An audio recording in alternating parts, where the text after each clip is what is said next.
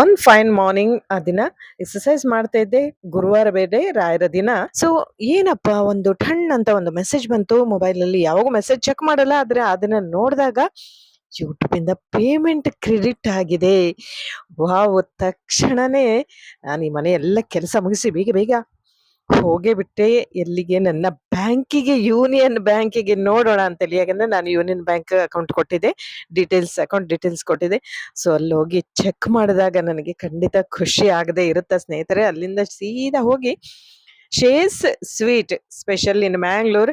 So ಅಲ್ಲಿಂದ ಹೋಗಿ ನನ್ನ ಇಷ್ಟದ ಸ್ವೀಟ್ ಅಂದ್ರೆ ಎಲ್ಲವೂ ಇಷ್ಟವೇ. ಅದರಲ್ಲಿ ಸ್ಪೆಷಲ್ ಆಗಿ ಚಂಪಾಕಲಿಯನ್ನ ತಗೊಂಡ್ ಬಂದೆ. ಅವರು ತುಂಬಾ ಖುಷಿಯಾಗಿ ಕೊಟ್ರು. ಪೇಮೆಂಟ್ ಖುಷಿ ಹೇಳಲಿಕ್ಕಾಗಲ್ಲ, ಅಷ್ಟು ಖುಷಿ ಆಯ್ತು. ಬಂದದ್ದೇ ದೇವ್ರ ಮುಂದೆ ಬಂದು ಶರಣೋ ಶರಣೋ ಹೇಳಿ ಮತ್ತೊಬ್ರು ಯಾರಿಗೆ ಫೋನ್ ಮಾಡೋದು ಹೇಳಿ. ಈ ಮನೆಯವ್ರಂದ್ರೆ ಮಗ, ಬ್ಯಾಂಗ್ಳೂರಲ್ಲಿ ಓದ್ತಾ ಇರೋ ಮಗನಿಗೆ ಫೋನ್ ಮಾಡ್ದೆ.